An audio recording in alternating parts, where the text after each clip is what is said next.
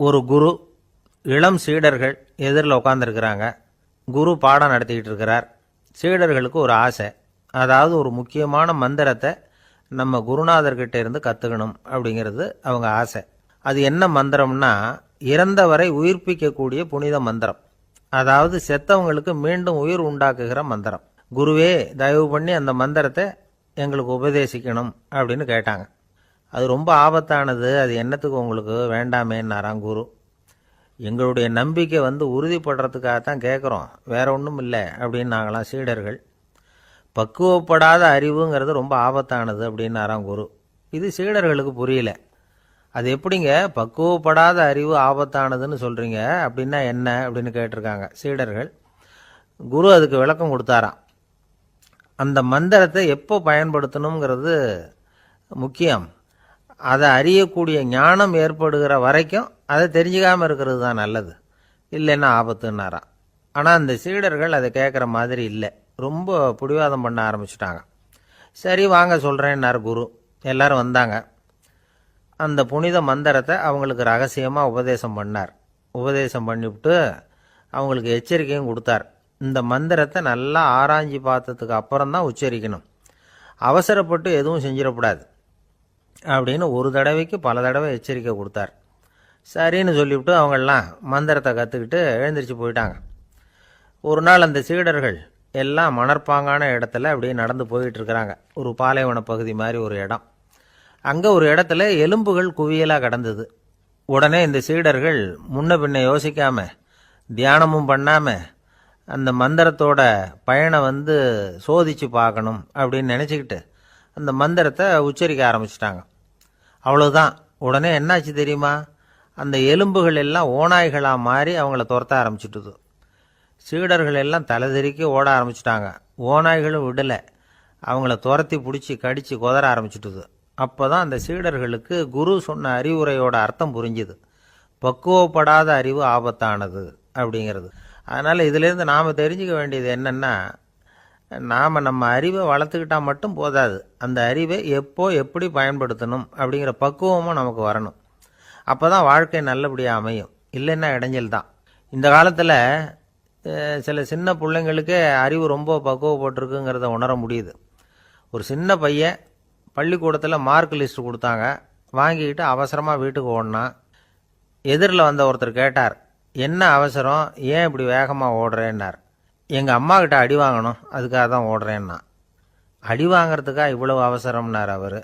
அப்படி இல்லைங்க, நான் போகிறதுக்குள்ளே எங்கள் அப்பா வீட்டுக்கு வந்துட்டாருன்னா அவர்கிட்ட அடி வாங்க வேண்டியிருக்கும், அதை அவாய்ட் பண்ணுறதுக்காக இப்படி ஓடுறேன் அப்படின்னு நானான் அந்த பையன்.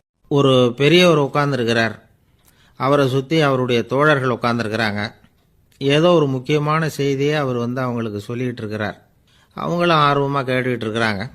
இந்த சமயத்தில் யாரோ ஒரு ஆள் வேகமாக அங்கே வர்றார். வர்ற வேகத்திலேயே எனக்கு ஏதாவது உதவி செய்யுங்க அப்படின்னு கேட்டுக்கிட்டே வர்றார். கேட்குறது உதவி, ஆனால் குரல் மிரட்டுறது மாதிரி இருக்குது, அதட்டி கேட்குறது மாதிரி இருக்குது. இதை கேட்டது அந்த பெரியவர் ஆத்திரப்படலை, ஆனால் அவரை சுற்றி இருந்தவங்க ஆத்திரப்பட்டாங்க. இதை பெரியவர் கவனித்தார்.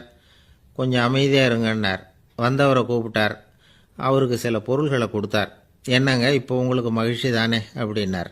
ஆ அப்படின்னு அலட்சியமாக அவர் சொல்கிறார். நான் உங்களை நல்ல முறையில் நடத்தினேன்னா அப்படின்னு கேட்குறாரு அவர் மறுபடியும். அதெல்லாம் ஒன்றும் இல்லை அப்படின்னு சொல்லி அவர் சொல்லிகிட்டு இருக்கிறாரு. குரலில் கடுமை குறையில. சுற்றி இருந்தவங்களால் இதை பொறுத்துக்க முடியல. கோபத்தோடு அவரை நோக்கி நெருங்க ஆரம்பித்தாங்க.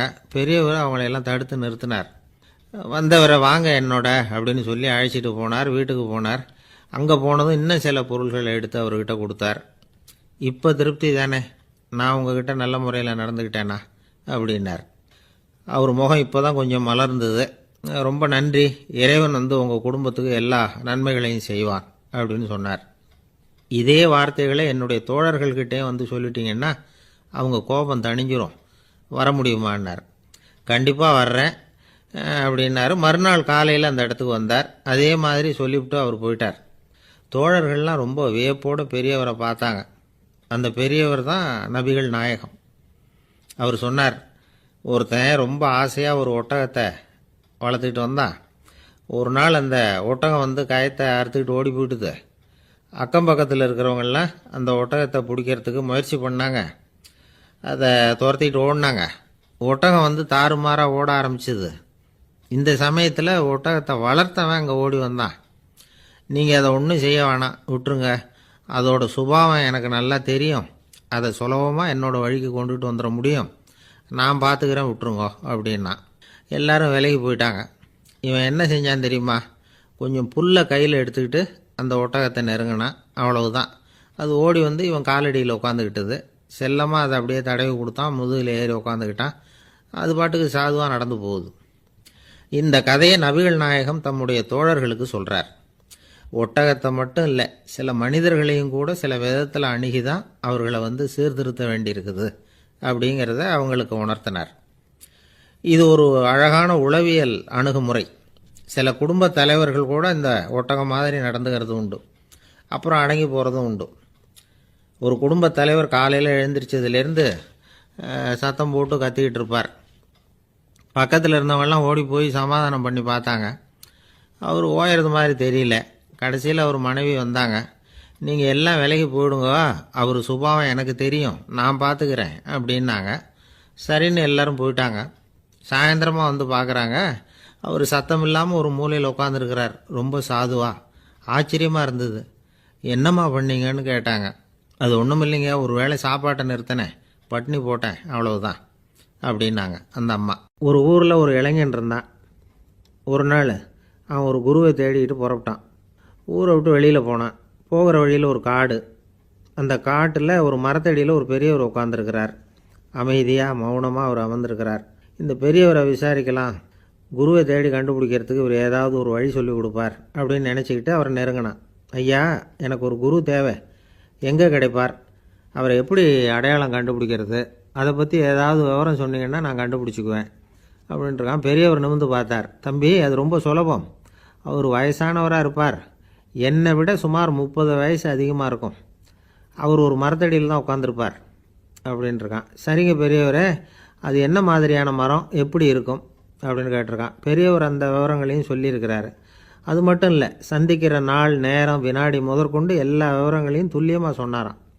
இவ்வளவு விவரங்களை இவரால் எப்படி சொல்ல முடியுது அப்படின்னு இவனுக்கு ஆச்சரியம். இருந்தாலும் அந்த பெரியவர் கடைசியாக ஒரு விவரம் சொன்னார். அது என்ன தெரியுமா? எப்படியும் நீ அவரை சந்திக்கிறதுக்கு ஒரு 30 வருஷம் ஆகும் அப்படின்னு சொல்லிவிட்டாராம். ரொம்ப நன்றிங்க பெரியவரே அப்படின்னு சொல்லிவிட்டு அந்த இளைஞன் புறப்பட்டுருக்கான். இப்போ அவனுக்கு குரு பற்றின விவரம் எல்லாம் கிடச்சிட்டுது. சந்திக்கிற நேரமும் தெரிஞ்சுட்டுது.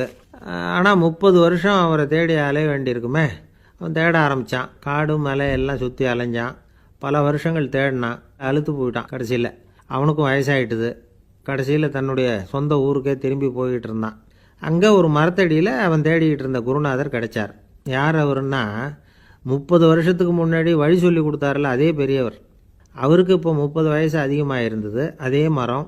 அன்னைக்கு பெரியவர் சொன்ன அடையாளம் இப்போ பொருத்தமாக இருந்தது.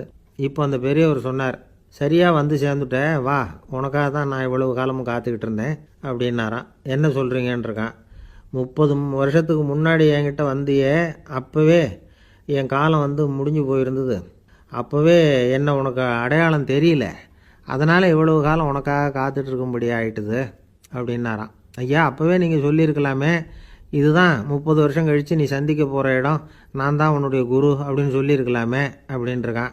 அந்த பெரியவர் சிரிச்சுக்கிட்டே இதுக்கு பதில் சொன்னாராம். நான் எவ்வளவோ விவரமாக தான் சொன்னேன், நீ சரியாக புரிஞ்சிக்கல. காரணம், அப்போ நீ போதுமான அளவுக்கு பக்குவம் பெற்றிருக்கவில்லை. அதனால் புரியும் சக்தி இல்லாமல் போயிட்டுதப்போ 30 ஆண்டு காலம் நீ அலைஞ்சி தெரிஞ்சிருக்கிற. அது காரணமாக இப்போ உனக்கு அந்த பக்குவம் வந்துட்டுது. அதனால தான் அடையாளம் காண முடிஞ்சுது. நானே உன்னுடைய குரு அப்படின்னாராம். இதிலேருந்து என்ன தெரியுதுன்னா, ஆன்மீகத்தில் மாணவனாக சேர்றதுக்கு கூட ஒரு பக்குவத்தன்மை தேவைப்படுது. ஒரு பெரிய ஞானி, அவர்கிட்ட சீடனாக இருக்க ஒருத்தன் வந்தான். எதிரில் நின்னான். ஞானி அவனை வெகு நேரம் உற்று பார்த்தார். அப்புறம் சொன்னார், சீடனாக இருக்கிறது ரொம்ப சிரமம்னார். நான் தயாராக இருக்கிறேன்னா. அது இன்னமும் சிரமமாச்சே, இங்கே வந்து குருவாக இருக்கிறது மட்டுமே சுலபம் அப்படின்னாராம். அப்படின்னா நான் குருவாகவே ஆயிடுறேன் அப்படின்னானா. இது போலவே இந்த காலத்தில் கதை ஒன்று உண்டு. ஒரு பள்ளிக்கூடத்தில் வகுப்பு ஆசிரியர் மாணவனை திட்டிக்கிட்டு இருந்தார். டேய், நீ 100க்கு 10 மார்க்கு தான் வாங்கிக்கிட்டு இருக்க. இவ்வளவு மோசமாக நீ படித்தா கடைசியில் மாடு மேய்க்கிறது கூட லாய்க்கு இல்லாதவனா ஆகிடுவேன். அதுக்கப்புறம் என்ன செய்ய போகிற அப்படின்னாராம். பையன் தலையை சொரிஞ்சிக்கிட்டே சொன்னானா, சார் அப்படின்னா ஒன்று செய்கிறேன் அப்படின்னானா. இவர் கேட்டிருக்கார் என்ன செய்ய போகிறேன்னு. வேற என்ன சார், உங்களை மாதிரி ஒரு ஆசிரியர் ஆகிடுறேன் அப்படின்னு நானும். காசியில் இருக்கிற கடவுள் காசி விஸ்வநாதர், அங்கே இருக்கிற தேவி காசி விசாலாட்சி. இவங்க 2 பேரும் ஒரு நாள் பேசிக்கிட்டு இருந்தப்போ கடவுள் சொன்னார், இந்த மனிதர்களை நாம் ரொம்பவும் நம்பிக்கையோடு தான் படைச்சிருக்கிறோம், இருந்தாலும் அவங்களுக்கு தான் நம்பிக்கை இல்லை, எதுலேயும் ஒரு உண்மையான நம்பிக்கை இல்லாமல் வாழ்ந்துக்கிட்டு இருக்கிறாங்க அப்படின்னார். என்ன அப்படி சொல்கிறீங்க? அதோ பாருங்கள், எவ்வளவு பேர் காசியை தேடிட்டு வந்து கங்கையில் குளிச்சுக்கிட்டு இருக்கிறாங்க, அவங்களெலாம் நம்பிக்கை இல்லைன்னா இவ்வளவு தூரம் தேடிட்டு வந்து இங்கே குளிப்பாங்களா அப்படின்னு நாங்கள் தேவி. சரி, அதை சோதித்து பார்க்கலாம் அப்படின்னு 2 பேரும் முடிவு பண்ணிக்கிட்டாங்க. உடனே ஒரு திட்டம் போட்டாங்க. அது எப்படின்னா, நாம் 2 பேருமே பக்தர்கள் மாதிரி உருவத்தை மாற்றிக்கிட்டு கங்கை கரைக்கு போக வேண்டியது. நான் வந்து கங்கையில் இறங்கி குளிக்கிறேன், கொஞ்ச நேரத்தில் சுழலில் மாட்டிக்கிட்டது மாதிரி நடிக்கிறேன். நீ உடனே கரையிலிருந்து சத்தம் போடும், என்னோடய வீட்டுக்காரரை யாராவது காப்பாற்றுங்களேன்னு சத்தம் போடும். அதோடு இன்னொன்று சொல்லு, யாராவது ஒரு புண்ணிய ஆத்மா அவர்கிட்ட போய் அவருடைய முடியை பிடிச்சி இழுக்கணும், அப்படி ஒரு சாபம் இருக்குது எங்களுக்கு. புண்ணிய ஆத்மா, அதாவது எந்த பாவமும் செய்யாத இல்லாத ஒருத்தர் தான் அவரை காப்பாற்ற முடியும்.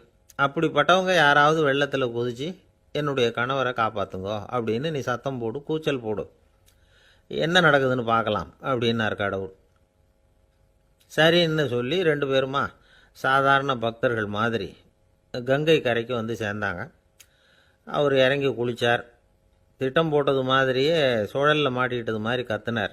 கரையில் இருந்த அந்த அம்மா, ஐயோ என் கணவரை காப்பாற்றுங்களேன், யாராவது காப்பாற்றுங்களேன்னு கத்துனாங்க. பல பேர் ஓடி வந்தாங்க. உடனே இவங்க, பாவம் இல்லாத புண்ணிய ஆத்மா ஒருத்தரால் தான் என்னுடைய கணவர் காப்பாற்றப்படணுங்கிறது விதி, அப்படி ஒரு சாபம் இருக்குது, அதனால் புண்ணிய ஆத்மா யாராவது அவர்கிட்ட போய் அவர் முடியை பிடிச்சி தூக்குனா அவரை காப்பாற்றி போடலாம் அப்படின்னாங்க. இவங்க இப்படி சொன்னதும் எல்லாரும் திகைச்சு போய் நின்றுட்டாங்க. ஒவ்வொருத்தருக்கும் அவங்க செஞ்ச பாவம்லாம் ஒவ்வொன்றா ஞாபகத்துக்கு வர ஆரம்பிச்சுட்டுது. சரி, இதுக்கு நாம் லாயக்கு இல்லை அப்படின்னு சொல்லி ஒதுங்கி போக ஆரம்பிச்சிட்டாங்க எல்லாம். இந்த சமயத்தில் யாரோ ஒருத்தர் வேகமாக ஓடி வந்தார், ஆற்றுல குதித்தார். அவர்கிட்ட போனார், முடியை பிடிச்சார், தூக்குனார், அவரை காப்பாற்றி கரைக்கு கொண்டுட்டு வந்துட்டார். அப்படி காப்பாற்றின அந்த ஆளை இவங்க 2 பேரும் தனியாக கூப்பிட்டுக்கிட்டு ஒரு மண்டபத்துக்கு வந்துட்டாங்க. வந்து விசாரிக்கிறாங்க. நீ யாரப்பா அப்படின்னு கேட்குறாங்க. ஏதும் தெரியாத மாதிரி. நான் இந்த ஊர் அன்ன சத்திரத்தில் வேலை செய்கிற ஒரு சமையல்காரன் அப்படிங்கிறார். நீ வந்து கங்கையில் குளிக்கிறது உண்டான்னு கேட்டிருக்காங்க. நான் இந்த ஊர்லேயே தான் இருக்கிறேன், இருந்தாலும் தினமும் கங்கையில் குளிக்கிறதில்ல, எப்பாவது ஒரு நாள் அங்கே குளிப்பேன் அப்படின்னார். கங்கையில் மூழ்கி எழுந்திரிச்சா பாவம்லாம் தொலையும்னு சொல்கிறாங்க. அப்படி இருக்கிறப்போ அங்கே இன்றைக்கி கங்கையில் குளிச்சுக்கிட்டு இருக்கிறவங்கெல்லாம் தங்களை வந்து புண்ணிய ஆத்மாவா நினைக்கல. கங்கையில் குளிக்காத நீ உன்னை வந்து புண்ணிய ஆத்மாவா நினச்சி என்னை காப்பாற்ற வந்திருக்கிற, அது எப்படி அப்படின்னு கேட்டார். அதுக்கு அந்த ஆள் சொல்கிறான், கங்கையில் குதித்ததுக்கு அப்புறம் தானே உங்களை காப்பாற்ற போகிறோம், அப்படி குதிக்கும் பொழுது என்னுடைய பாவம்லாம் போயிருக்கும்ல, நான் புண்ணிய ஆத்மாவாக ஆயிருப்பேனே, அதனால தான் துணிஞ்சு வந்து உங்களை காப்பாற்றினேன் அப்படின்னா. கடவுளும் தேவியும் அவனுக்கு வந்து காட்சி கொடுத்தாங்களாம். இப்படி ஒரு கதை உண்டு. அதாவது கங்கையில் குளிச்சுக்கிட்டு இருக்கிறவங்களுக்கே தங்களுடைய பாவம் போகுங்கிற நம்பிக்கை பரிபூர்ணமாக இல்லை, குளிக்காத ஒருத்தனுக்கு அந்த நம்பிக்கை இருந்தது. அதனால் அவனால் கடவுளை பார்க்க முடிஞ்சது. கடவுளை வந்து நாமளும் பார்க்க முடியுமா முடியாதா அப்படிங்கிற குழப்பம்லாம் நமக்கு வேண்டியதில்லை. நம்பிக்கையோடு வாழணுங்கிற உண்மையை மட்டும் இந்த கதையிலேருந்து புரிஞ்சுக்கிட்டால் போதும். ஏன்னா இந்த கதையை கேட்டுட்டு ஒரு நண்பன் குதர்க்கமாக ஒரு கேள்வி கேட்டான். ஏன் சார், கங்கையில் குளித்தா பாவம் போயிடும்னு சொல்கிறீங்களே, நான் எனக்கு வேண்டாத ஒருத்தனை அழைச்சிட்டு போய் கங்கையிலேயே தள்ளி விட்டுட்டு அதுக்கப்புறம் அங்கேயே முழுக்க போட்டுட்டு நான் செஞ்ச பாவத்தை வந்து அதுலேயே கழுவி விட்டுட்டு மறுபடியும் உங்ககிட்ட வந்துடுறேன்னு வச்சுக்கோங்க, நீங்கள் என்னை வந்து புண்ணிய ஆத்மான்னு ஏற்றுக்குவீங்களா அப்படிங்கிறான். ஆள் கொஞ்சம் ஆசைந்தான், நம்மளே அங்கே அழைச்சிட்டு போனாலும் போயிடுவான். இமயமலை அடிவாரத்தில் ஒரு மடம், அங்கே ஒரு சன்னியாசி இருந்தார். அவர்கிட்ட ஒருத்தர் வந்தார். சுவாமி, ஆசையை உதற நினைக்கிறேன், முடியல, ஒட்டிக்கிட்டே வருது அப்படின்னாராம். இப்படி உட்கார ஒரு கதை சொல்கிறேன் அப்படின்னு சொல்லி அவர் சொல்ல ஆரம்பித்தாராம். அவர் சொன்ன கதை என்னென்னா, ஒரு ஊரில் ஒரு ஆள் இருந்தான். அவன் பேர் குப்புசாமி. அவன்கிட்ட எப்பவும் ஒரு பழைய தொப்பி இருக்கும், விடவே மாட்டான். அதனால் அவனை எல்லாரும் தொப்பி சாமி அப்படின்னு தான் கூப்பிடுறது வழக்கம். ஒரு புது தொப்பி வாங்கிக்கப்படாதாப்பா அப்படின்னு நண்பர்கள்லாம் சொல்லி பார்த்தாங்க. பணத்துக்கு எங்கே போவேன் அப்படின்னு விட்டானான். பணம் வச்சுருக்கான், செலவு பண்ண மனசு வரல. மகா கஞ்சன். பழைய பாட்டில்கள்லாம் வாங்கி விற்றுக்கிட்டு இருந்தான். அப்படி ஒரு தடவை பழைய கண்ணாடி சாமான்களை ஏலத்தில் எடுத்தப்போ அதில் ஒரு அருமையான சென்ட்டு பாட்டில் கிடச்சிது. உடனே ஒரு ஐடியா பண்ணான். அந்த சென்ட்டை சின்ன சின்ன பாட்டில்களில் அடைச்சி ஜன்னல் ஓரமாக அடுக்கி வச்சுட்டான்.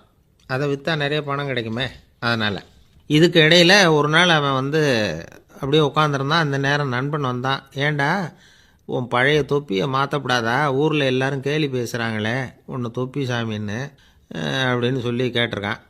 இந்த சென்ட்டு பாட்டில் விற்றதும் பணம் வரும், அதுக்கப்புறம் பார்க்கலாம் அப்படின்னு நானா இவன். சரி வா நீச்சல் குளத்துக்கு போயிட்டு வருவோம் அப்படின்னு கூப்பிட்ருக்கான் நண்பன். 2 பேரும் போனாங்க. அதே நேரம் அந்த ஊர் நீதிபதியும் அங்கே குளிக்க வந்தாராம். அவர்கிட்ட இருந்தது விலை வசந்த ஒரு புது தொப்பி. அதை அங்கே இருந்த ஸ்டாண்டில் மாட்டிவிட்டு குளிக்க போனார். இதுக்கிடையில் குப்புசாமி குளிச்சுட்டு வந்தான். அவனுடைய பழைய தொப்பியை காணலை. அந்த புது தொப்பியை பார்த்தா இது நண்பனுடைய வேலை தான் அப்படிங்கிறதாக புரிஞ்சுக்கிட்டு அதை எடுத்து மாட்டிகிட்டு வந்துட்டான். நீதிபதி குளிச்சுட்டு வந்து பார்க்குறாரு, தொப்பியை காணும். போலீஸில் புகார் கொடுத்தார். அவங்க தேடினாங்க. ஒரு மூலையில் பழைய தொப்பி கிடச்சிது. அடடா இது நம்ம குப்புசாமியோட தொப்பி இல்லையா அப்படின்னு நானா ஒருத்தன். உடனே அவன் வீட்டுக்கு தேடிட்டு போயிருக்காங்க. அங்கே போய் பார்த்தா புது தொப்பி அங்கே இருக்குது. உடனே அவனுக்கு 1000 ரூபா அபராதம் போட்டாங்களாம். அவன் பணத்தை கட்டிவிட்டு ரொம்ப எரிச்சலோடு வீட்டுக்கு வந்தான். பழைய தொப்பி கண்ணில் பட்டுது. மறுபடியும் உன்னால் தானே எனக்கு 1000 ரூபா நஷ்டம் அப்படின்னு சொல்லி அதை எடுத்துக்கிட்டு அப்படி போயிருக்கான். அந்த ஊர் குளத்தில் வீசி எரிஞ்சிட்டு வந்துட்டான். அது மீன் பிடிக்கிற ஒருத்தன் கையில் சிக்கிச்சு. அவன் வர்ற வழியில் அதை எடுத்து வேகமாக வீசி எறிஞ்சான். அது நேராக குப்புசாமி வீட்டு ஜன்னல் வழியாக உள்ளே இந்த சென்ட்டு பாட்டில்கள் மேலே விழுந்து எல்லாம் உடஞ்சி நொறுங்கி போச்சு. குப்புசாமி பார்த்தான். தோட்டத்தில் ஆழமாக ஒரு குழியை வெட்டினான். அந்த தொப்பியை போட்டான், மூடிவிட்டான். இதை அடுத்த வீட்டுக்காரன் பார்த்தான். ஏதோ புதையல் தான் வச்சுருக்கான் போல இருக்குன்னு நினச்சான். போலீஸில் போய் புகார் கொடுத்துட்டான். மறுபடியும் போலீஸ் குழியை தோண்டினாங்க. பழைய தொப்பி மறுபடியும் வெளியில் வந்தது. எல்லோரும் சிரிக்கிறாங்க. அன்னைக்கு ராத்திரியே அந்த தொப்பியை எடுத்துக்கிட்டு நேராக புறப்பட்டான். ஒரு கல்லில் அதை சேர்த்து கட்டி குடிநீர் தொட்டி இருக்கும்ல அதில் போட்டுட்டு வந்துட்டான். இனிமேல் என்ன பண்ணும் பார்ப்போன்னு. ஒரு நாள் திடீர்னு குழாயெல்லாம் அடைப்பட்டு போச்சு. மாநகராட்சி அலுவலர்கள் என்னன்னு பார்த்தா அந்த பழைய தொப்பி குழாயை அடைச்சிக்கிட்டு இருக்குது. இது குப்புசாமியோட தொப்பிங்கிறது தான் எல்லாருக்கும் தெரியுமே. உடனே குடிநீரை பாழாக்கணத்துக்காக குப்புசாமிக்கு கோர்ட்டு 2500 ரூபா அபராதம் போட்டுவிட்டுது. அதையும் கட்டிவிட்டு வெளில வந்தான். கடைசியாக முடிவு பண்ணான். ஒரு நெருப்பு குச்சியை கிழிச்சான். தொப்பியை கொளுத்தினான். எரிஞ்சுது. எடுத்து வெளில எரிஞ்சான். கொஞ்ச நேரத்தில் தீ அணைப்பு படம் வந்துட்டுது. ஆமாம், இவன் எடுத்து எரிஞ்சது வெளியில் விழுந்து வீட்டு கூரையே பற்றிக்கிட்டு எரிய ஆரம்பிச்சுட்டுது. அவனோட பணத்தாசையும் அதோடு சேர்ந்து எரிஞ்சு போச்சான். இப்படி ஒரு கதை. இந்த கதையை சொல்லி முடித்தார் அந்த இமயமலை அடிவாரத்தில் இருந்த சன்னியாசி. இப்போ அந்த குப்புசாமி எங்கே இருக்கிறான்னு கேட்டார் எதிரில் இருந்தவர். இதோ உன் எதிரிலே இருக்கிறான், நான் தான் அந்த குப்புசாமி அப்படின்னாரான் அந்த சன்னியாசி. அந்த குப்புசாமிகிட்ட இருந்தது மாதிரி ஒரு பழைய தொப்பி நம்ம ஒவ்வொருத்தர்கிட்டையும் உண்டு. அதை எப்படி தொலைக்கிறதுன்னு தெரியாமல் தடுமாறிக்கிட்டு இருக்கிறோம். அது என்ன தொப்பிங்கிறீங்களா?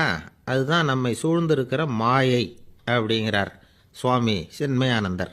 மெய்ஞானம் கிடைக்கிறப்போ மாயை எரிஞ்சு போகும் அப்படிங்கிறது அவருடைய கருத்து. நம்மால் ஒருத்தர் வேகமாக ஓடி வந்தார். காலில் மாட்டியிருந்த பழைய செருப்பு 2ஐயும் ஆவேசமாக தூக்கி ஒரு கிணத்துல போட்டுட்டு வெறுங்காலோடு நடந்து வந்துக்கிட்டு இருக்கிறார். ஏன் அப்படி பண்ணீங்க அப்படின்னு கேட்டோம். அந்த செருப்புக்கு சொந்தக்காரன் பின்னாடி வந்துக்கிட்டு இருக்கிறான், அதனால் அப்படி பண்ணேன் அப்படிங்கிறார் இவர். வாழ்க்கையில் சில சந்தர்ப்பங்களில் நாம் சில அவமானங்களை சந்திச்சே தீர வேண்டியிருக்கு. என்ன பண்ணுறது, காலம் அப்படி. அவமானப்படுறவங்க உடனே அடங்கி போய்டுறது தான் உலக வழக்கம். அவமானப்பட்டால் உடனே சீறி எழறவங்களும் உண்டு. ஆனால் அதையே ஒரு சவாலாக எடுத்துக்கிட்டு முன்னுக்கு வர்றவங்களும் சில பேர் இருக்கிறாங்க. அவங்க ரொம்ப அபூர்வம். இன்றைக்கி மனோதத்துவ நிபுணர்கள்லாம் என்ன சொல்கிறாங்க தெரியுமா? அவமானப்பட்டுட்டா உடனே அடங்கி போயிடக்கூடாதான். அதையே ஒரு சவாலாக எடுத்துக்கிட்டு மனசில் ஒரு வைராக்கியத்தோடு முயற்சி பண்ணினா வாழ்க்கையில் எல்லாரும் முன்னேறலாமா. அவமானங்கிறத நாம் வைராக்கியமாக மாற்றிக்கணும். அதுதான் வெற்றிக்கு வழி. ராமர் இந்த பூமியில் பிறந்ததே ஒரு வைராக்கியத்தினால தான் சார் அப்படின்னார் ஒருத்தர். எப்படிங்க அது அப்படின்னு கேட்டேன். அவர் சொன்னார், தசரதருக்கு ராமர் குழந்தையாக பிறக்கணும், அப்போ தான் இங்கே இருக்கிற கஷ்டங்கள்லாம் நீங்கும், அப்படின்னு சர்வ லோகமும் எதிர்பார்த்துக்கிட்டு இருக்குது. ஆனால் அவர் எப்போ வந்து பிறப்பார் அப்படின்னு யாருக்கும் தெரியல. அந்த காரியம் சீக்கிரம் நடக்கணுமே, அதுக்கு என்ன பண்ணுறது? நாரதர் வந்தார் ஒரு நாள் தசரதரை தேடி. தசரதா, உனக்கு ஒரு செய்தி தெரியுமான்னு ஆரம்பித்தார். அவர் எப்பவும் இப்படித்தானே ஆரம்பிக்கிறது வழக்கம். என்ன விஷயம்னு கேட்டார் தசரதர். தசரதா, நீ அடிக்கடி உன்னோட தேரில் ஏறிக்கிட்டு தேவலோகத்துக்கு போகிற, அங்கே போகிற வர்ற எல்லாம் பண்ணிகிட்ருக்க, எல்லாம் சரி. தேவலோகத்துலேயும் உன்னை நல்லபடியாக தான் வரவேற்கிறாங்க. தேவேந்திரன் உன்னை பிரியமாக அழைச்சிட்டு போய் தன்னுடைய அரியாசனத்திலேயே தனக்கு பக்கத்திலேயே உட்கார வைக்கிறான். நீயும் சந்தோஷமாக உட்காந்து பேசிவிட்டு வந்துடுற. ஆனால் நீ இங்கே வந்ததுக்கு அப்புறம் அங்கே என்ன நடக்குது தெரியுமா உனக்கு அப்படின்னாரான் நாரதர். என்ன நடக்குது எனக்கு ஒன்றும் தெரியலையே அப்படின்னாரான் தசரதர். நாரதர்கிட்ட வந்து கிட்டத்தில் வந்து கேட்டிருக்கார், கொஞ்சம் சொல்லுங்கள் என்னது அப்படின்னு. அவர் நெருங்கி வந்தாரான் நாரதரும். மெதுவாக அவர் காதோட காதாக சொன்னாராம். அதாவது நம்ம பாஷையில் சொல்லப்போனால் பற்ற வைக்கிறார். நீ அங்கே தேவேந்திரங்கிட்ட உட்காந்து பேசிவிட்டு வந்த பிறகு நீ அங்கே உட்காந்துருந்த அரியாசனத்தை தண்ணி ஊற்றி கழுவி சுத்தப்படுத்துகிறாங்க. நீ என்ன அந்த அளவுக்கு சுத்தம் இல்லாத ஆளா? தினம் குளிக்காமையாக இருக்கிற அப்படின்னாராம். தசரதருக்கு இது ரொம்ப அவமானமாக போயிட்டுது. அப்படியே செய்கிறாங்க அப்படின்னாராம். ஆமாம், நீ வேணும்னா நான் சொல்கிறது உண்மையாக இல்லையா அப்படின்னு சோதனை பண்ணி பார்த்துக்கோ அப்படின்னாரான் நாரதர். உடனே தசரதர் இதுக்காகவே புறப்பட்டு தேவலோகம் போனார். அங்கே வழக்கம் போலவே இவரை கூப்பிட்டு உட்கார வச்சு பேசிக்கிட்டு இருந்தான் தேவேந்திரன். கொஞ்ச நேரம் பேசிக்கிட்டு இருந்துட்டு சரி நான் கிளம்புறேன்னு புறப்பட்டார். சரி, அவனும் வாசல் வரைக்கும் வந்து வழி அனுப்பி வச்சுட்டு உள்ளே போயிட்டான். தசரதர் வெளியில் கொஞ்ச நேரம் மறைஞ்சி இருந்துட்டு மெதுவாக உள்ளே எட்டி பார்த்தார் என்ன நடக்குதுன்னு. நாரதர் சொன்னது உண்மைதான். தசரதர் உட்காந்துருந்த ஆசனத்தை அங்கே 2 தேவர்கள் கழுவி சுத்தப்படுத்திக்கிட்டு இருக்கிறாங்க. தசரதரால் இதை தாங்கிக்க முடியல. அவருக்கு ரொம்ப அவமானமாக போச்சு. நேராக கிடுகிடுன்னு தேவேந்திரங்கிட்டே போனார். நான் உட்காந்துருந்த இருக்கையே சுத்தம் பண்ணுறியே, நான் என்ன அந்த அளவுக்கு பாவியா அப்படின்னு கேட்டார். ரொம்ப கோபமாக கேட்டார். தசரதரே, மனுஷனுக்கு 3 கடன்கள் உண்டு. தேவ கடன், ரிஷி கடன், பித்ரு கடன். இதை தீர்க்காதவன் பாவியாகிறான். இதில் மகனை பெறுவதால் தான் பித்ரு கடன் தீரும். உனக்கு மகன் கிடையாது, அதனால் நீ பாவியாகிற. பாவி உட்கார்ந்துருந்த இடம்ங்கிறதுனால அதை சுத்தம் செய்ய வேண்டியது எங்கள் கடமை அப்படின்னு நானும் தேவேந்திரன். இந்த இடத்துல தசரதருக்கு ஏற்பட்ட அவமானம் ஒரு வைராக்கியமாக மாறிச்சு. தேவேந்திரனே கேட்டுக்கோ, ஒரு மகனை பெற்ற பிறகு தான் இந்த சபையில் மறுபடியும் அடி எடுத்து வைப்பேன் அப்படின்னு சொல்லிவிட்டு போயிட்டாராம். போய் புத்திர காமேஷ்டி யாகம் பண்ணார். புத்திரர்கள் பிறந்தார்கள். இந்த கதையில் உள்ள கருத்து என்னென்னா, தேவேந்திரன் தசரதரை அப்படி அவமானப்படுத்தலைன்னா அவருக்கு இப்படி ஒரு வைராக்கியம் பிறந்திருக்குமா? யோசிச்சு பார்க்கணும். நமக்கு ஏற்படுகிற சில அவமானங்களையும் வைராக்கியமாக மாற்றிக்குவோம். அப்படி மாற்றிக்கிட்டோம்னா வாழ்க்கையில் வந்து முன்னேறலாம். நம்ம ஆளுங்க சில பேர் அவமானத்தை வந்து வைராக்கியமாக மாற்றிக்கிறது எப்படி தெரியுமா? நம்மக்கிட்ட ஒரு பையன் சொன்னான், எங்கள் அப்பா என்னை எல்லாருக்கும் முன்னாடி வச்சு திட்டிவிட்டார், பொறுப்பு இல்லாமல் ஊர் சுற்றுறேன்னு சொல்லி அவமானப்படுத்தி விட்டார். இனிமேல் நீ என் முகத்திலேயே முழிக்காதரா போடான்னு வேற சொல்லிவிட்டார். எனக்கு ரோஷம் வந்துட்டுது. அந்த அவமானத்தை வைராக்கியமாக மாற்றிக்கிட்டேன். அன்னையிலேருந்து அவர் முகத்திலேயே முழிக்கிறது இல்லை அப்படின்னா. அப்படியான்னு கேட்டோம். ஆமாங்க, அவர் வீட்டில் இல்லாத நேரமாக பார்த்து உள்ளே சமையல் கட்டுக்கு போய் சாப்பிட்டுட்டு நைஸாக வெளியில் வந்துடுவேன் அப்படிங்கிறான் அவன். பக்தின்னு சொல்கிறோம் இல்லையா, அது வந்து 3 வகைப்படும் அப்படிங்கிறார் ஒரு பெரியவர். அது என்ன 3 வகைன்னா, தெய்வ பக்தி, அடியார்கள் பக்தி, குரு பக்தி. அடியார் பக்தியை விட தெய்வ பக்தியை விட குரு பக்தி தான் ரொம்பவும் சிறந்ததுங்கிறார் அவர். தெய்வத்துக்கிட்ட செஞ்ச பாவம் குருநாதர்கிட்ட தீர்ந்துருமா. குருநாதர்கிட்ட செஞ்ச பாவம் தெய்வத்துக்கிட்ட போனாலும் தீராதான். இப்படி பெரியவங்கள்லாம் சொல்லி வச்சுருக்கிறாங்க. ஒரு காடு, அங்கே அயோத தௌமியர் அப்படின்னு ஒரு தபோதனர்.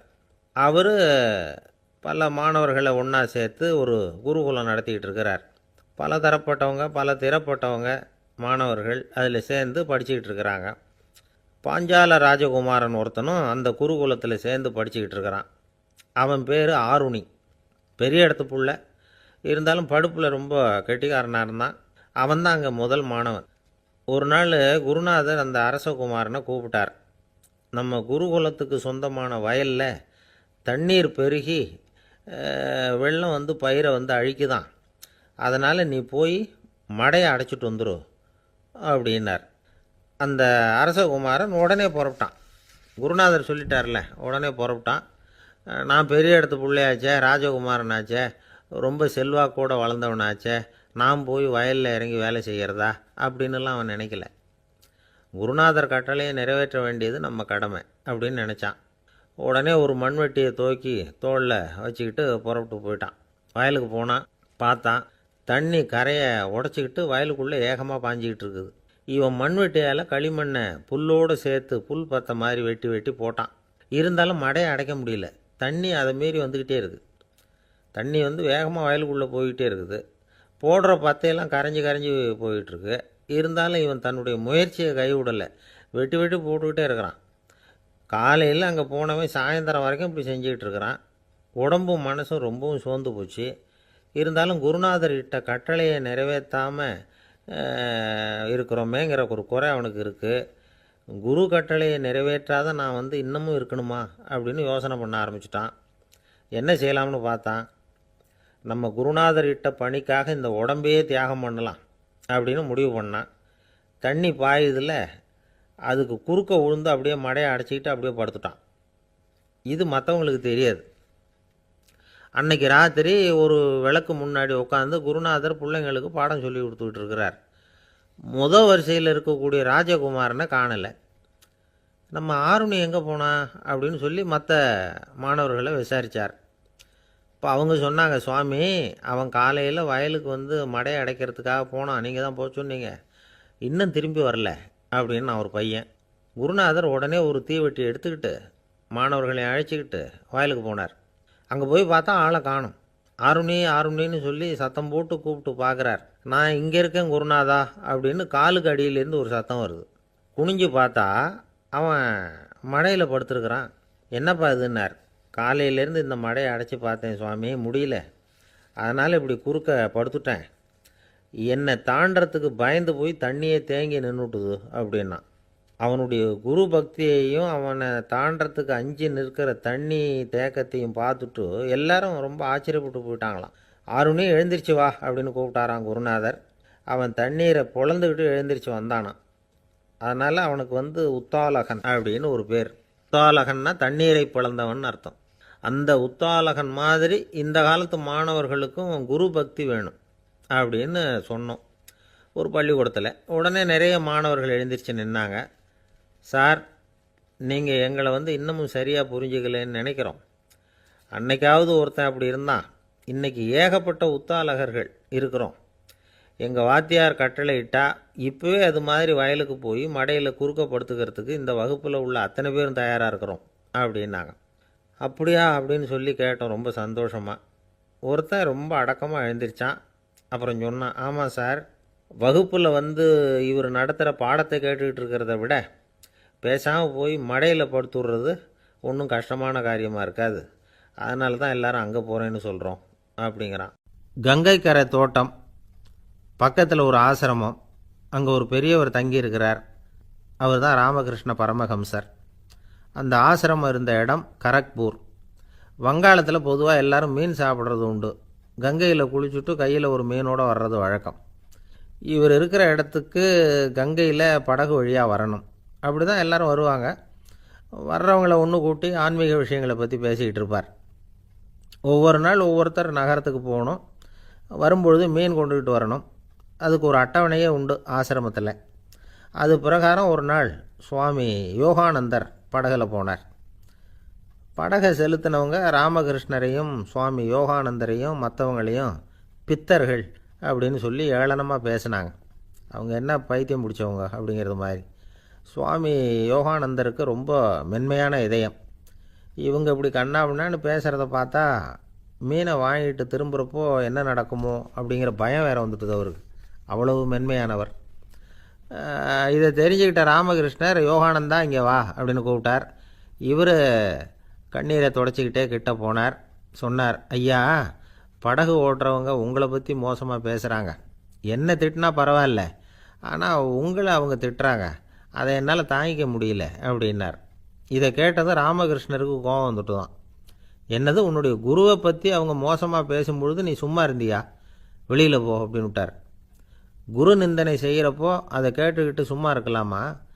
குரு நிந்தனையை கேட்டால் பாவம் இல்லையா? என்னை தூற்றும் போது அவங்க வந்து பாவம் செய்கிறாங்க, அதை கேட்டுக்கிட்டு நீ சும்மா இருந்தால் நீயும் பாவம் செய்கிற அப்படின்னாராம். அடுத்த நாள் சுவாமி நிரஞ்சனானந்தர் போக வேண்டிய நாள். இவர் படகுல போகும்பொழுதும் அதே மாதிரி நடந்து தான். அவங்க மோசமாக பேச ஆரம்பித்தாங்க, திட்ட ஆரம்பித்தாங்க. அப்படி கேலி பண்ண ஒருத்தனை இவர் என்ன பண்ணார், பலார்னு கன்னத்தில் அரைஞ்சிட்டார். இன்னொருத்தனை கங்கையில் தூக்கி எறியறதுக்கும் தயாராகிட்டார். அதுக்கப்புறம் அவங்க யாரும் வாயை திறக்கலை. மீன் வாங்கிட்டு வர்றப்பவும் படகுல ஒரே அமைதி, அவ்வளவு பயம் அவங்களுக்கு. ராமகிருஷ்ணர் கூப்பிட்டு விசாரித்தார் என்ன நடந்ததுன்னு. இவர் சொன்னார், அவர் யோகானந்தா போகும்பொழுது என்ன நடந்ததோ அப்படியே தான் இப்போவும் நடந்தது. குரு நிந்தனை செய்கிறத கேட்டுக்கிட்டு நான் சும்மா இருப்பேனா, ஒருத்தனை அப்படியே அரைஞ்சுட்டேன், இன்னொருத்தனை ஆற்றுல தூக்கி போட்டுருவேன்னு பயமுறுத்தினேன், அவ்வளவுதான் அப்படின்னாராம். இப்போவும் ராமகிருஷ்ணருக்கு கோபம் வந்துட்டு தான். என்ன இது, அணியறது காஷாயம், இருக்கிறது ஆசிரமம், உனக்கு இவ்வளவு கோபம் வந்ததுன்னா அப்புறம் என்னத்துக்கு ஆசிரமத்தில் இருக்கணும், பிரம்மச்சாரி எப்பவும் அமைதியாக இருக்கணும் அப்படின்னு அறிவுரை சொன்னாராம் ராமகிருஷ்ணர். அப்போ இவர் கேட்டாராம், ஏங்க அவருக்கு ஒரு விதமான அறிவுரை சொன்னீங்க, எனக்கு வேறு விதமாக அறிவுரை சொல்கிறீங்க, இதில் எது உண்மை அப்படின்னு கேட்டிருக்கார். இதுக்கு ராமகிருஷ்ணர் சொன்ன பதில் என்னென்னா, அட அசடே, சக்கரத்தில் காற்று அதிகமாக இருந்தால் குறைக்கணும், குறைச்சலாக இருந்தால் கூட்டணும். அவன் சாது, அவனுக்கு அதிக உணர்ச்சி தேவை, உனக்கு படபடப்பு அதிகம், உனக்கு பொறுமை தேவை அப்படின்னாராம். இதில் உள்ள கருத்து என்னென்னா, கல்விங்கிறது எப்படின்னா அதை சூழ்நிலைக்கு தகுந்த மாதிரி கற்பிக்கணும். எல்லாருக்கும் ஒரே மாதிரி கற்பிக்கக்கூடாது. கேட்குற ஒரு தகுதி, புரிஞ்சுக்கிற திறமை, இதை பொறுத்து கல்வி அமையணும். ஆரம்ப காலத்தில் ஒரு குரு, அப்போ ஒரு சீடன் இருந்தான். அது வேடிக்கையான குரு, வேடிக்கையான சீடன். ஒரு ஆசிரமம். ஒரு நாள் ஒருத்தன் அவசரமாக அந்த குருவை தேடி வந்திருக்கிறான். என்ன விஷயம்னு விசாரித்தார் குரு. உங்கள் சீடர் என்னை வந்து அடிச்சுட்டார் அப்படின்னு புகார் பண்ணானான் அந்த ஆள். குரு சீடனை கூப்பிட்டார். அடிச்சே அந்த ஆளை அப்படின்னு கேட்டாரான். ஆமான் இருக்கான் சீடன். ஏன் அடிச்சே அப்படின்னு கேட்டாரான். இந்த ஆள் உங்களை பற்றி மட்டமாக பேசிவிட்டான், என்னால் அதை தாங்கிக்க முடியல, அதனால தான் அடிச்சுட்டேன்ருக்கான். அப்படி என்ன பேசினான் அப்படின்னு கேட்டாரான். உன்னுடைய குருநாதர் இப்போல்லாம் அர்த்தமில்லாமல் பேச ஆரம்பிச்சுட்டார் அப்படின்னு சொல்லிவிட்டான், அதனால தான் அடிச்சுட்டேன் அப்படின்னானான். அதுக்காக அடித்தே அப்படின்னாரான். நான் அதுக்காக அடிக்கலை குருவே, இப்பெல்லாம் நீங்கள் அர்த்தம் இல்லாமல் பேசுகிறதாக அவன் சொல்கிறான், அப்படின்னா இதுவரைக்கும் நீங்கள் அர்த்தத்தோடு பேசினதாகத்தானே அர்த்தம், அது தப்பு தானே, அதனால தான் அடித்தேன் அப்படின்னானான். ஒரு பெரியவர் உட்கார்ந்துருக்கிறார். அவரை சுற்றி அவருடைய தோழர்கள் உட்கார்ந்துருக்கிறாங்க. ஏதோ ஒரு முக்கியமான செய்தியை அவர் வந்து அவங்களுக்கு சொல்லிக்கிட்டு இருக்கிறார். அவங்களும் ஆர்வமாக கேட்டுக்கிட்டு இருக்கிறாங்க. இந்த சமயத்தில் யாரோ ஒரு ஆள் வேகமாக அங்கே வர்றார். வர்ற வேகத்திலேயே எனக்கு ஏதாவது உதவி செய்யுங்க அப்படின்னு கேட்டுக்கிட்டே வர்றார். கேட்குறது உதவி, ஆனால் குரல் வந்து மிரட்டுறது மாதிரி இருக்குது, அதட்டி கேட்குறது மாதிரி இருக்குது. இதை கேட்டதும் அந்த பெரியவர் ஆத்திரப்படலை, ஆனால் அவரை சுற்றி இருந்தவங்க ஆத்திரப்பட்டாங்க. இதை பெரியவர் கவனித்தார். கொஞ்சம் அமைதியாக இருங்கன்னார். வந்தவரை கூப்பிட்டார். அவருக்கு சில பொருள்களை கொடுத்தார். என்னங்க இப்போ உங்களுக்கு மகிழ்ச்சி தானே அப்படின்னார். ஆ அப்படின்னு அலட்சியமாக அவர் சொல்கிறார். நான் உங்களை நல்ல முறையில் நடத்தினேன்னா அப்படின்னு கேட்குறாரு அவர் மறுபடியும். அதெல்லாம் ஒன்றும் இல்லை அப்படின்னு சொல்லி அவர் சொல்லிகிட்டு இருக்கிறாரு. குரலில் வந்து கடுமை குறையில. சுற்றி இருந்தவங்களால் இதை பொறுத்துக்க முடியல. கோபத்தோடு அவரை நோக்கி நெருங்க ஆரம்பித்தாங்க. பெரியவர் அவங்களையெல்லாம் தடுத்து நிறுத்தினார். வந்தவரை வாங்க என்னோட அப்படின்னு சொல்லி அழைச்சிட்டு போனார். வீட்டுக்கு போனார். அங்கே போனதும் இன்னும் சில பொருள்களை எடுத்து அவர்கிட்ட கொடுத்தார். இப்போ திருப்தி தானே, நான் உங்ககிட்ட நல்ல முறையில் நடந்துக்கிட்டேனா அப்படின்னார். அவர் முகம் இப்போ தான் கொஞ்சம் மலர்ந்தது. ரொம்ப நன்றி, இறைவன் வந்து உங்கள் குடும்பத்துக்கு எல்லா நன்மைகளையும் செய்வான் அப்படின்னு சொன்னார். இதே வார்த்தைகளை என்னுடைய தோழர்கள்கிட்டே வந்து சொல்லிட்டீங்கன்னா அவங்க கோபம் தணிஞ்சிரும், வர முடியுமான்னார். கண்டிப்பாக வர்றேன் அப்படின்னாரு. மறுநாள் காலையில் அந்த இடத்துக்கு வந்தார். அதே மாதிரி சொல்லிவிட்டு அவர் போயிட்டார். தோழர்கள்லாம் ரொம்ப வியப்போடு பெரியவரை பார்த்தாங்க. அந்த பெரியவர் தான் நபிகள் நாயகம். அவர் சொன்னார், ஒருத்தன் ரொம்ப ஆசையாக ஒரு ஒட்டகத்தை வளர்த்துக்கிட்டு வந்தான். ஒரு நாள் அந்த ஒட்டகம் வந்து கயத்தை அறுத்துக்கிட்டு ஓடி போயிட்டுது. அக்கம் பக்கத்தில் இருக்கிறவங்கெல்லாம் அந்த ஒட்டகத்தை பிடிக்கிறதுக்கு முயற்சி பண்ணாங்க. அதை துரத்திக்கிட்டு ஓடினாங்க. ஒட்டகம் வந்து தாறுமாறாக ஓட ஆரம்பிச்சிது. இந்த சமயத்தில் ஒட்டகத்தை வளர்த்தவன் அங்கே ஓடி வந்தான். நீங்கள் அதை ஒன்றும் செய்ய வேணாம், விட்டுருங்க. அதோட சுபாவம் எனக்கு நல்லா தெரியும். அதை சுலபமாக என்னோடய வழிக்கு கொண்டுட்டு வந்துட முடியும். நான் பார்த்துக்கிறேன், விட்டுருங்கோ அப்படின்னா. எல்லாரும் விலைக்கு போயிட்டாங்க. இவன் என்ன செஞ்சான் தெரியுமா? கொஞ்சம் புல்லை கையில் எடுத்துக்கிட்டு அந்த ஒட்டகத்தை நெருங்கினான். அவ்வளவுதான். அது ஓடி வந்து இவன் காலடியில் உட்காந்துக்கிட்டது. செல்லமாக அதை அப்படியே தடவி கொடுத்தான். முதுகில் ஏறி உட்காந்துக்கிட்டான். அது பாட்டுக்கு சாதுவாக நடந்து போகுது. இந்த கதையை நபிகள் நாயகம் தம்முடைய தோழர்களுக்கு சொல்கிறார். ஒட்டகத்தை மட்டும் இல்லை, சில மனிதர்களையும் கூட சில விதத்தில் அணுகி தான் அவர்களை வந்து சீர்திருத்த வேண்டியிருக்குது அப்படிங்கிறத அவங்களுக்கு உணர்த்தினார். இது ஒரு அழகான உளவியல் அணுகுமுறை. சில குடும்ப தலைவர்கள் கூட இந்த ஒட்டகம் மாதிரி நடந்துக்கிறது உண்டு. அப்புறம் அடங்கி போகிறதும் உண்டு. ஒரு குடும்ப தலைவர் காலையில் எழுந்திரிச்சதுலேருந்து சத்தம் போட்டு கத்திக்கிட்டு இருப்பார். பக்கத்தில் இருந்தவங்கெல்லாம் ஓடி போய் சமாதானம் பண்ணி பார்த்தாங்க. அவர் ஓயறது மாதிரி தெரியல. கடைசியில் அவர் மனைவி வந்தாங்க. நீங்கள் எல்லாம் விலைக்கு போயிடுங்க, அவர் சுபாவம் எனக்கு தெரியும், நான் பார்த்துக்கிறேன் அப்படின்னாங்க. சரின்னு எல்லாரும் போயிட்டாங்க. சாயந்தரமாக வந்து பார்க்குறாங்க, அவர் சத்தம் இல்லாமல் ஒரு மூலையில் உட்காந்துருக்கிறார், ரொம்ப சாதுவா. ஆச்சரியமாக இருந்தது. என்னம்மா பண்ணீங்கன்னு கேட்டாங்க. அது ஒன்றும் இல்லைங்க, ஒரு வேளை சாப்பாட்டை நிறுத்தினேன், பட்னி போட்டேன், அவ்வளவுதான் அப்படின்னாங்க அந்த அம்மா. ஒரு தடவை நாரதர் ஒரு தெரு வழியாக போய்கிட்டு இருந்தார். வழியில் ஒருத்தர் வேத சாஸ்திரம்லாம் படிச்சுக்கிட்டு உட்காந்துருந்தார். அவர் நாரதரை பார்த்து எங்கே போயிட்டுருக்குறீங்கன்னு கேட்டார். கடவுளை பார்த்துட்டு வரலாம்னு போயிட்டுருக்கிறேன் அப்படின்னார் நாரதர். அப்படின்னா அவர்கிட்ட எனக்கு எப்போ முக்தி கிடைக்கும்னு கேட்டுட்டு வாங்களேன் அப்படின்னார் இவர். சரி, கேட்டு வரேன் அப்படின்னு சொல்லிவிட்டு நாரதர் நடந்தார். கொஞ்சம் தூரத்தில் ஒரு மரத்தடியில் ஒரு தொழிலாளி செருப்பு தைச்சிக்கிட்டு உட்காந்துருந்தார். அந்த ஆளும் அதே மாதிரி கேட்டுக்கிட்டார். எனக்கு எப்போ முக்தி கிடைக்கும்னு கடவுள்கிட்ட கேட்டுக்கிட்டு வாங்களேன்னார். அவர்கிட்டையும் சரின்னு சொல்லிவிட்டு நாரதர் நேராக வைகுண்டத்துக்கு வந்து சேர்ந்தார். கடவுளை பார்த்தார். இவங்க ரெண்டு பேரும் சொல்லி அனுப்பின விஷயத்தை பற்றி கேட்டார். அதுக்கு கடவுள் சொன்னார், அந்த செருப்பு தைக்கிற தொழிலாளி உடல் நீத்ததும் உடனே என்னை வந்து அடைவான். ஆனால் அந்த சாஸ்திரம் படித்த ஆள் இப்போதைக்கு என்கிட்ட வந்து சேரமாட்டான். அவன் இன்னமும் பல பிறவிகள் எடுத்து அங்கேயே இருக்க வேண்டியிருக்குது. எப்போ இங்கே வந்து சேருவான்னு எனக்கே தெரியாது அப்படின்னார். நாரதருக்கு இதோட ரகசியம் என்னங்கிறது புரியல. எனக்கு ஒன்றும் புரியலையேன்னாரான் கடவுள்கிட்ட.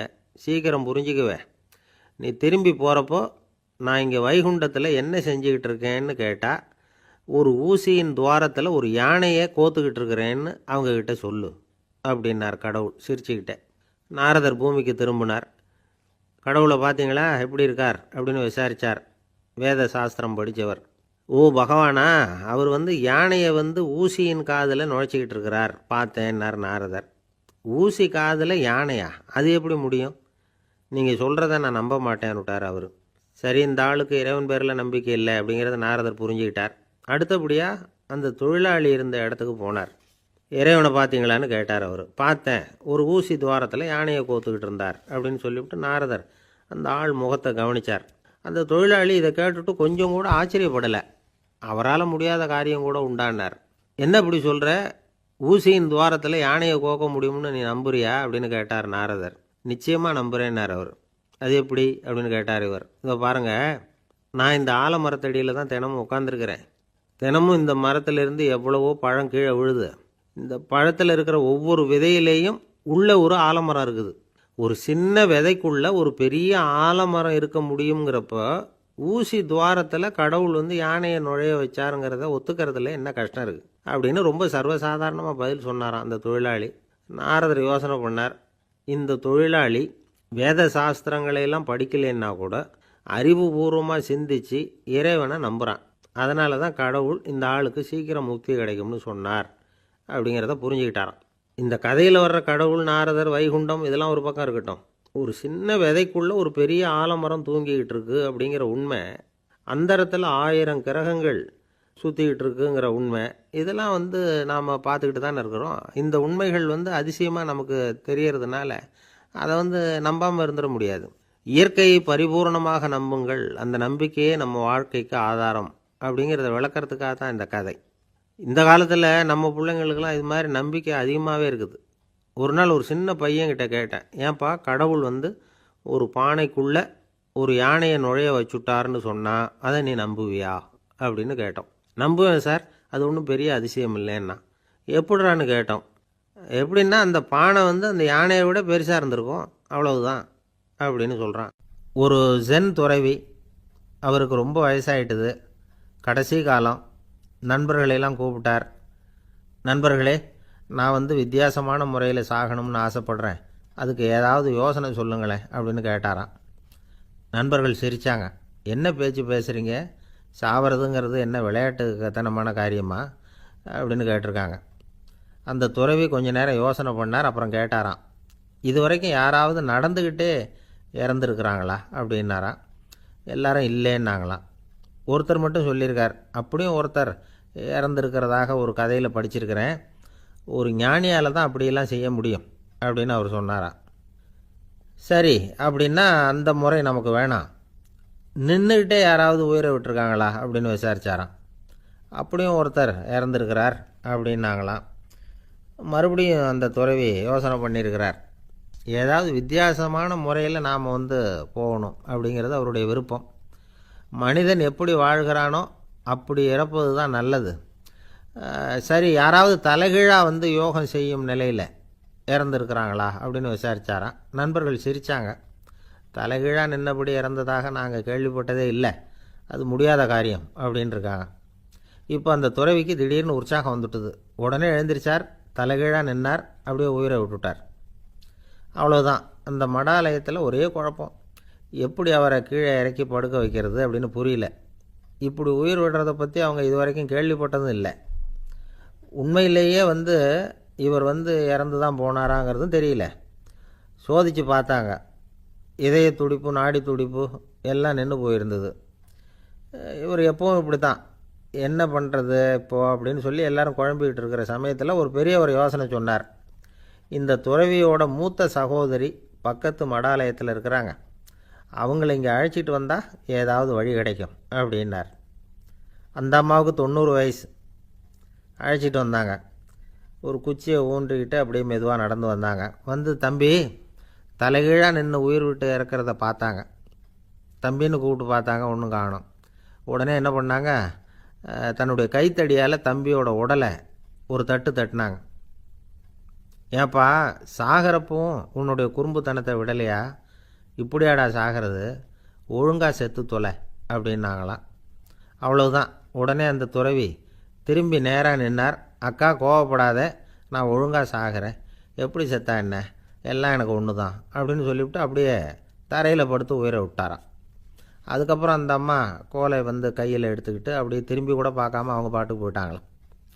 மரணத்தை ஒரு விளையாட்டாக ஆக்கிய அந்த துறவிக்கு வாழ்க்கையே ஒரு விளையாட்டாக தான் இருந்திருக்குது. எந்த நோக்கமும் இல்லாமல் செயல்படுறதுன்னா என்னங்கிறதும் அவருக்கு தெரிஞ்சிருக்குது. பயனை எதிர்பார்க்காமல் பணி செய்து வாழ்ந்து மறைந்த மகான் அவர். தம்முடைய தொழிலை விளையாட்டு போல் செய்ய தெரிஞ்சவருக்கு வாழ்க்கையே ஒரு விளையாட்டாக மாறிடும். எல்லாமே விளையாட்டாகி விடுகிற போது மரணமும் விளையாட்டாகிவிடும் அப்படிங்கிறது தான் அந்த தத்துவம். ஆனால் அதுக்கு முன்னாடி உங்களுக்குள்ளே இருக்கிற உண்மையான நடிகனை நீங்கள் அடையாளம் கண்டுபிடிக்கணும். நீங்கள் நடிக்க வேண்டியதே இல்லை, நீங்கள் ஏற்கனவே நடிச்சுக்கிட்டு தான் இருக்கிறீங்க. நீங்கள் இந்த உண்மையை தெரிஞ்சுக்கணும், அவ்வளவுதான். இதுதான் ஞானிகளுடைய கருத்து. நீங்கள் தெருவில் நடந்து போயிட்டுருக்கிறீங்க, எதிரில் வர்றவர் உங்களை பார்த்து எப்படி இருக்கிறீங்கன்னு கேட்குறார். நல்லா இருக்கிறேங்கிறீங்க. உண்மையிலேயே நாம் நல்லா இருக்க மாட்டோம், ஏதாவது உடம்புல கோளாறு இருக்கும். ஆனால் அப்படி சொல்லுவோம், நல்லா இருக்கிறேன் அப்படின்னு. அது நடிப்பு தானே. உங்களை சந்தித்ததில் ரொம்ப மகிழ்ச்சி அப்படின்னு சொல்கிறோம்.